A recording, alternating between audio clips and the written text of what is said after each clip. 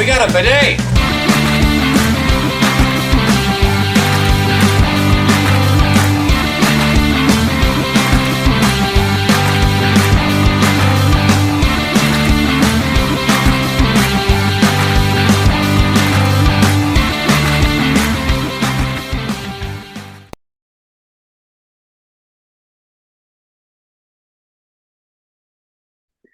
Hey everybody, and welcome back for another video. In today's video, we're talking about another new movie that came out this weekend. We are talking about No Hard Feelings. It is the newest comedy that stars Jennifer Lawrence, and unfortunately, I don't know the other guy's name. Let me see if I got the poster here real quick. I see Jennifer Lawrence's name everywhere, but I don't see his. His character name is Percy. This is a terrible intro. Oops. Andrew Feldman. Andrew Feldman is the other main star of the film. So basically what we're going to do here is we're going to talk about the movie a little bit. We're going to kind of talk about what happened. And then Sarah has been really asking a lot, to put it lightly, to start giving movies ratings. And so we'll go ahead and give this movie a rating at the end. And then I think before we give the rating, we'll explain kind of what our rating spectrum means. So I've just had too many movies where I say, it's all right, it's okay, it's not the best, it's not the worst. And there's got to be something to differentiate these. So, yay, ratings. All right. So just to kind of talk about this movie a little bit in general. So when I went into the movie, I knew absolutely nothing about it. I didn't even know what, like, the premise of the movie. I just knew it was Jennifer Lawrence and a new comedy.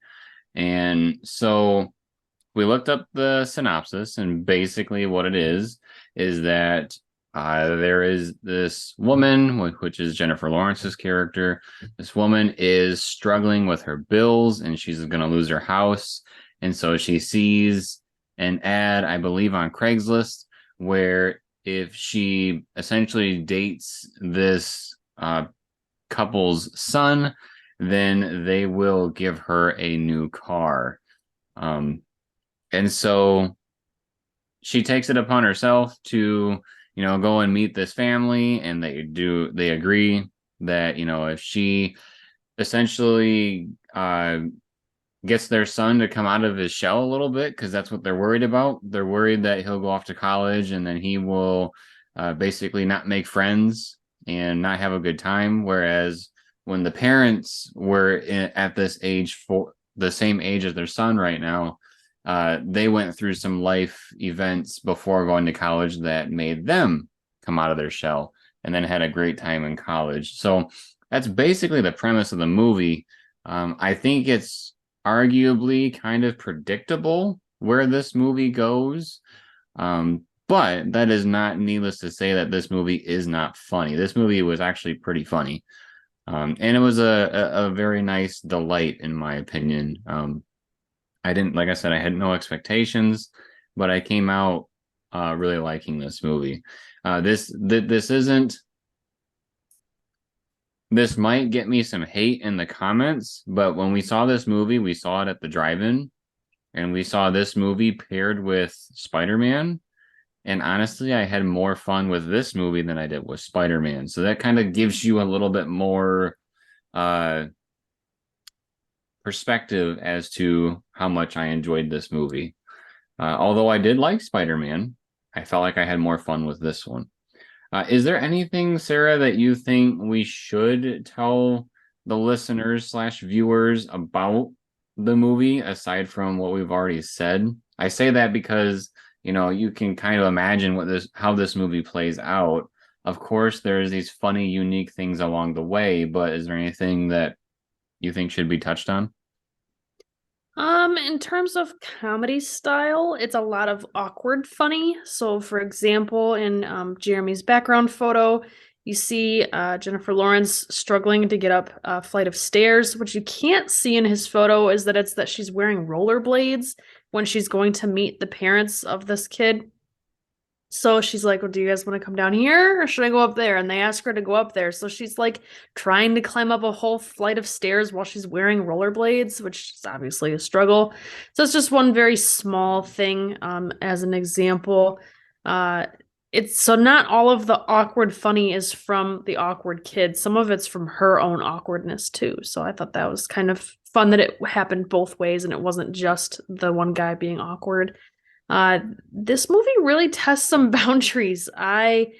It has a rated R rating, and I did not realize that going in. I guess I was kind of expecting PG-13 type comedy, and hooey, there was some surprises in there that were interesting to say the least. Trying not to spoil too many of them. I know we do spoilers quite frequently. It's kind of one of those things of for comedy, if you spoil the comedy, it's not necessarily always that funny after you see it then. So I'm trying to keep it a little mysterious. And I think that's about as far as I want to describe it, but I did really enjoy the movie. The one other thing, like, is I'm kind of glad you said it that way because I almost wanted to say what it was. Because you're right, they in some categories they do kind of really push that R rating. Like, if this movie was made in the 80s or whatever, it probably would have gotten an NC-17 rating because of some of the stuff that's in there. But because nowadays things are a little more accepted, it got that R rating. One other kind of cool thing that I wanted to mention before we kind of get into our opinions slash ratings is I was not expecting Matthew Broderick to be in this movie. And so I thought that was kind of cool. If you don't know who that is, he plays Simba in The Lion King. I also believe that he's Inspector Gadget in the live action films. I also isn't Matthew Broderick the one from what's that? Ferris Bueller. Ferris Bueller's Day Off. He is Ferris Bueller. So another classic film that he's a part of. I say this is really cool because I think it's fun to see actors that were, arguably very popular and quote unquote in their prime when I was like really young. So like how I had mentioned Simba. But now I get to see him when he's a bit older and I get to appreciate him as an adult a little bit more.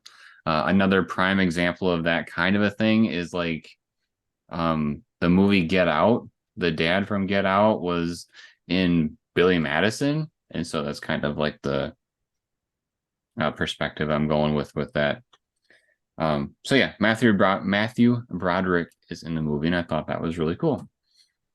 So as far as getting into our opinions and ratings, I will say for my opinion, I thought the movie was very funny. I thought it was cool. Like I said, I think it's somewhat predictable, like as far as the overall story.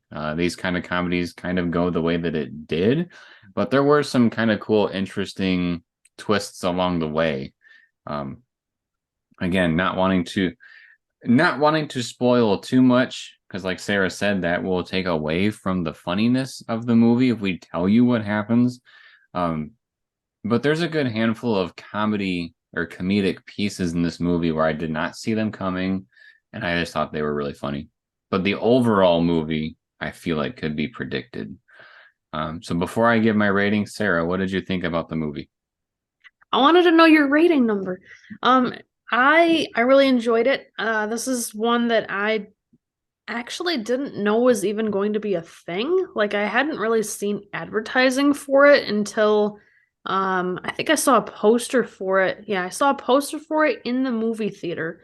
So that was like the only advertising that I had even seen, but I love Jennifer Lawrence. I haven't seen a whole lot of her lately, so to hear that she was in a new comedy, I wanted to check it out. I I think it was a really enjoyable movie. I really liked the comedy style. I think you're right on for saying that some of it's kind of predictable. You know, the parents want somebody to date their teenage son without him knowing that they set it up. Of course, he's going to find out at some point because secrets don't ever stay secrets in movies like this. So that's kind of predictable that, you know, eventually that would implode and the whole plan would be blown. Um, but I mean, if you kind of know that going in, right? Like you can't really expect everything to go perfect. Otherwise, it's not going to be funny. So, from that aspect, the predictability-ness didn't really bother me. But there were a lot of like, holy cow, they went there type moments, or just really random funny things that like I was not expecting at all. So, that I think that more than made up for the predictableness of the story. Gotcha. Okay, so to kind of explain what this rating system is going to feel like, a 0 would be a movie that is just atrocious and just uh doesn't work. Like the plot line makes no sense. It basically has to be non-functional. Whereas a 10 doesn't necessarily mean it's perfect, but it definitely checks off a lot of the boxes for us. I'd say 5 is probably around average to put it in there. Not to be confused with like school grading systems where they say a 7.5-ish would be average. We're gonna say 5 in here is around average. Um, so with that being said, I think, and we're not doing decimals. No decimals, Sarah. All right. I think I would give this movie. I think I'd give this movie an 8 out of 10. I was really struggling between an 8 and a 9, and I think I finally landed on 9. There is not a whole lot that I would change to this movie to make it better. I think it hit its marks pretty good. Yeah, I wouldn't say it was boring per se. I guess maybe what I would have wanted a little bit more was how could they subvert some of the norms, so to speak? Is there a way that they could have? Because we know in every comedy it's gonna be, you know, this setup of something ridiculous, some very funny stuff leading after that. Some sort of drama is going to happen, and then they're going to try to bring it back together at the end. That's basically the formula for a comedy film. And I wish they could have done something that, even though it would have fit that model, maybe it would have been a little bit more interesting or not seen coming, if that makes sense. Because, like you said, knowing it was a secret, oh, he's going to find out. Well, what if he never did find out? How could something else deter this from happening, kind of a thing? I don't know, just kind of thinking on the spot, but I guess, Wanting a comedy that thinks outside the box. yeah, basically, instead of just basically checking the boxes of a comedic film and then calling it good. Um, Not to say that the movie's not good. The movie is actually very good. It's just that I was hoping for a little bit more, but that's all. I feel like there were enough interesting twists in there for me in terms of things that I really wasn't expecting to see. Um, that's why I gave it the rating that I did. The one thing that I wish I could have seen more of is just that the movie ending seemed very slightly abrupt. I wish I could have seen just a little bit more. But I think it's probably good or probably best that they ended it where they did.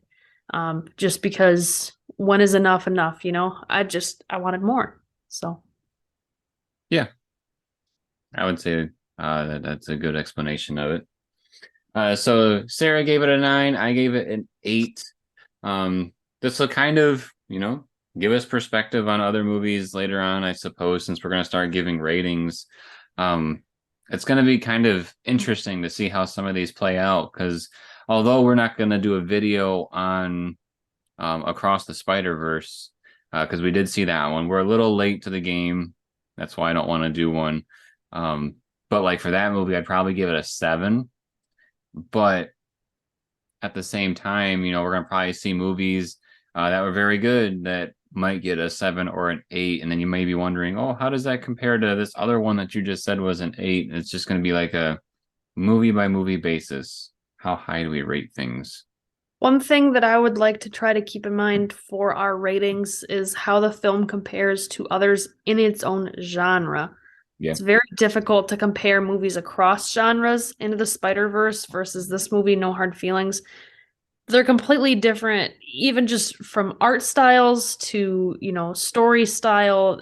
I don't think I don't think you even really compare them just because they're so drastically different. So, just to keep that in mind with your ratings. Yeah. Anything else you want to say about this movie? Go see it. Yeah, I would say go see it. If you don't see it in theaters, definitely check it out when it comes to streaming. It's probably a pretty good comedy, just to kick back. A date night is perfect for this movie. Yeah, definitely recommend. So if you enjoyed this type of video, make sure to subscribe to the channel and turn on notifications. We are trying to see tons of movies this year and then bring our opinions to all of you.